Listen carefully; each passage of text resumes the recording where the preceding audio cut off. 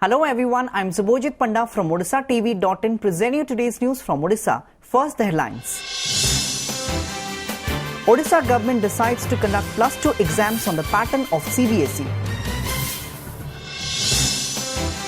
Nalco signs pact with Iranian firm to set up aluminium smelter plant in Iran. 25 persons injured after tourist bus overturns near Mirapada area in Jajpur district. Odisha government gives appointment letters to ace printers Duti Chand and Shravani Nanda. And after a brief lull, intense heat wave grips western Odisha. Now the details. In a bid to usher in reforms in the plus 2 education in the state to align it with the CBSE format, the Odisha government has decided to do away with the first year examination and conduct a board exam instead. Based on the recommendations of the fact-finding team set up to suggest reforms in higher education and examinations, the state government has taken a decision to go for a board examination which will be conducted by Council of Higher Secondary Examination of Odisha from this year onwards. Moreover, the syllabus and the pattern of study will also change, keeping in mind the requirements of engineering and medical streams. The syllabus and examinations will lay more emphasis on objective questions rather than subjective ones. In another big change, the state government has also decided to separate the plus 2 stream from the higher education department and bring it under the school and mass education department. Fact finding committee जो report देइथिले गुडाई reformation में से reformation रो आगुडे बहुत गुरुत्वपूर्ण अंग थिला जे national standard रे पिला मान को शामिल करिया पे मेन स्ट्रीम रे सीबीएसई पैटर्न रो कथा कहिथिले आ सरकार भी ताको ग्रहण करी ए वर्ष ताको लागू करिया पे निष्पत्ति नै Aluminium Form NALCO and Iranian Mines and Mining Industries Development and Renovation Organization or IMI-DRO today signed an MOU to jointly explore the possibility of setting up of an aluminium smelter in Iran. The Odisha-based NALCO will supply alumina from its refinery in India to the smelter in Iran. The pact also envisages tolling arrangement with existing smelters in Iran for producing aluminium from alumina supplied by NALCO inter alia. NALCO looks forward to using the low-cost gas-based energy available in Iran for conversion of its surplus alumina presently exported to international markets to bring in value addition and scale up value chain, NALCO CMD TK Chand said. Under the provision of the pact, a joint task force comprising NALCO and IMI-DRO experts will be constituted to work out the details. The pact was signed between CMD NALCO and Vice Chairman Planning Board Iran today in Tehran in presence of the Prime Minister of India and the President of Iran.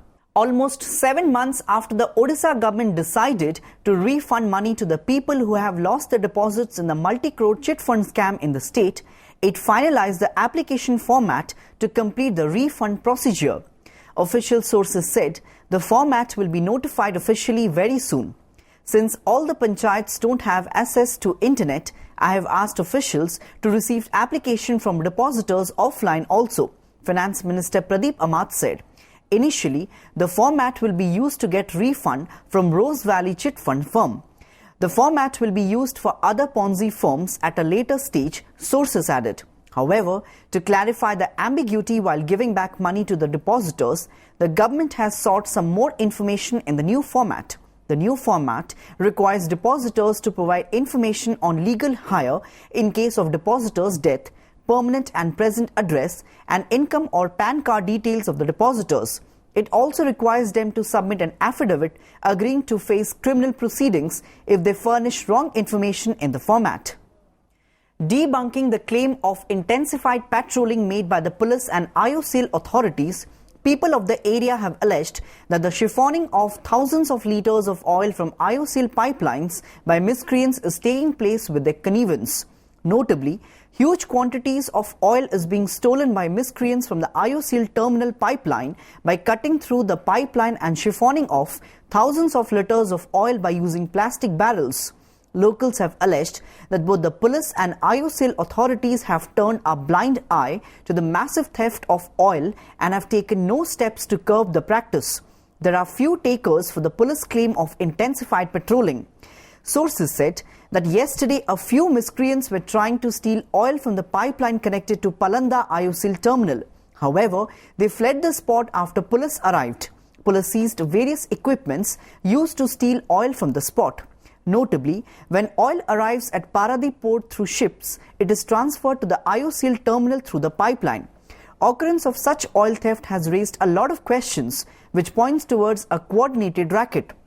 The question that inevitably arises is, how are the miscreants able to know the timings of the arrival of the ship? How do they get information about how oil is being transferred? The lackadaisical approach of IOCL authorities towards the incidents leave a lot to be answered. IOCL authorities were not available for any comments. Locals have also raised concerns about possible accidents due to frequent oil theft. On the other hand, such theft have also given rise to environmental pollution as oil leaking from the ruptured pipelines is contaminating nearby water bodies. Pollution control authorities, however, say they are taking all possible steps to ensure that there is no pollution. Patrolling व्यवस्था ठीक नहीं आउ Indian oil कर्तृपक्षर तांकर भी एतरे निगा नहीं से भी बारंबार पचारे सी कहते ना चोरी है लिकेज होती सी भी घंट घोड़ाऊँच तेणु ए स्पष्ट अनुमान गोटे बड़ रैकेट चली पर्दाफाश हवा दरकार गतकाली जो होता आम इमिडिएटली अटेंड करूँ अटेंड कलापर वाटर बॉडीर सैंपल भी आनीचु एनालिसिस चली आगुरी भी डायरेक्शन दिया बर्तमान जो इनसीडेंट होती तार भी एनालिसिस पुणी डायरेक्शन दिया हम. A prominent Adivasi leader and former president of Lok Sangram Manch's Ganjam district unit was today found murdered in front of his house in Kumbhara Bandha village here. The police recovered the body of Edunga Gomango, aged 55, lying in a pool of blood and sent it for post-mortem. The cause of the death would be known only after the post-mortem, Inspector in charge Bodagada Police Station B.K. Rautrai said. The police, however, suspect that old enmity might have been the reason behind the murder. Senior police officers went to the spot as there was considerable tension in the area following the murder. Some locals gheraoed the policemen when they were in the village for investigation, demanding immediate arrest of the culprits. Gamango was known to be fighting for the rights of the tribal people, particularly for proper implementation of the Forest Rights Act. Vigilance sleuths on Monday conducted simultaneous raids on the office of Satyanarayan Panigrahi, junior engineer, Lift Irrigation, Tussar Irrigation Division in Balangir district, his residence, his in-laws' house and houses of his two brothers at Patnagad. The raids were conducted by 5 teams led by Abhiram Kaura, DSP Vigilance Balangir. The raids were continuing till reports last came in. In another incident, the anti-corruption officials arrested Anima Ghosh, Revenue Inspector or RI of Pokharia block under Saraskana Tehsil in Mayurbhanj district on bribery charges. Report said Ghosh has demanded a bribe of rupees 10,000 from Kamal Lochan Sahu of Saraskana village towards measurement of his paternal land, which was to be divided among the brothers. As Sahu reported the matter to the vigilance officials, the latter laid a trap and caught the RI red-handed while she was accepting the bribe. Chief Minister Naveen Patnaik on Monday handed over the appointment letter to 2 leading women sprinters, Duti Chand and Shrabani Nanda at Odisha Bhavan here. While Duti has been appointed as the Assistant Manager of Odisha Mining Corporation OMC, Shrabani has been appointed as a Junior Manager in the Odisha Hydropower Corporation or OHPC. Speaking on the occasion, the Chief Minister said, the state government has adopted a rule for direct recruitment of meritorious sportspersons of the state in Odisha Police last year in recognition of their outstanding performance and to provide them the financial security. Under the rule, 59 sportspersons have been provided employment till date. Expressing her happiness over her appointment as a junior manager in OHPC, Shrabani said, "This is a very good initiative of the state government, which will inspire the upcoming and promising athletes of the state. As per the new rules of the state government, sportspersons who have won gold medal in the Asian Games and Commonwealth Games should be directly appointed as Deputy Superintendent of Police or DSP in the Odisha Police. But the government is yet to appoint these sportspersons till date." Direct recruitment of outstanding sportspersons in Odisha Police and other executive positions is aimed at taking sports in the state to new heights. Government तरफ मुख्यमंत्री मते OHPC रे job मिली junior manager हिसाब रे तो मु से बहुत खुशी अच्छी ओडिशा गवर्नमेंट रे बहुत बड़ा स्टेप जे से बहुत गुड़े एथलीट माने एनकरेज हेबे तो ओडिशा रे कोन से कम्युनिटी न मिलिबार मु बॉम्बे सेंट्रल रेलवे जॉब करथिली आ जेतु पुणी मोर भल अभ्यास जगी देखि आगु भल करी बोली जो सपोर्ट रखी मते जॉब दिया हिची आ निश्चितता को कार्यकारी निभाई आमे जो चाकरी देजो ता गुटे पैरामीटर रखिछु सेतिरे को माने को खेल खेलिले तांकु चाकरी दिया जिवो ए कार्यक्रम कराई छै जो माने से पैरामीटर भितर आसुचंते निश्चित भाबे आवेदन कले से समस्त को चाकरी दिया जिवो. In a tragic accident, as many as 25 tourists were injured critically after a bus in which they were travelling lost control and overturned near Mirapoda area under Kuakhia police limits of Jajpur in the wee hours of Tuesday. According to the sources, the accident took place when the bus was on its way to Kashi from Andhra Pradesh with around 40 passengers in it. The ill-fated bus lost its control and overturned near Mirapoda area, injuring 25 persons. The injured have been admitted to a local hospital, sources said, adding that 12 injured persons were later shifted to Cuttack as their condition deteriorated. Intensifying its probe into the sensational Itishi Pradhan murder case, the Central Bureau of Investigation or CBI on Monday interrogated Chandrasekhar Panda, the then headmaster of the Tikiri Upper Primary School, where she served as a teacher before her death. On 26th April, the Raigada District and Sessions Court awarded a life term to prime accused and the then Inspector of Schools Netrananda Dandasena in the case. The court pronounced the much-awaited verdict on the basis of the charge sheet filed by the crime branch of Orissa Police. The hearing of the case ended on 4th April. Itishi Pradhan was set ablaze after pouring kerosene on her in the premises of the school where she was staying in a room on 27th October 2013. She succumbed to her injuries while undergoing treatment in a Vizag hospital on 1st November 2013. The state government had ordered a crime branch probe into the death on 2nd November 2013 following an uproar over the issue. The executive body of the Odisha High Court Bar Association has stoked a controversy after flatly denying the claim made by Association President Ashok Mahapatra that a fact-finding team or committee had been formed by the association on the repair of Jagamohana. Some members of the association today said it was a deliberate attempt by a few people to tarnish the image of the association.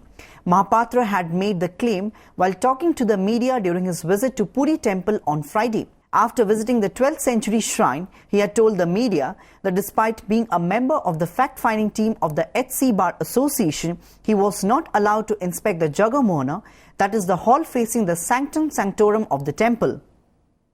After 5 days of respite from grueling heat and humidity due to widespread rainfall in most parts of Odisha as a result of cyclone Roano, temperature again rose alarmingly in the state, especially in the western Odisha.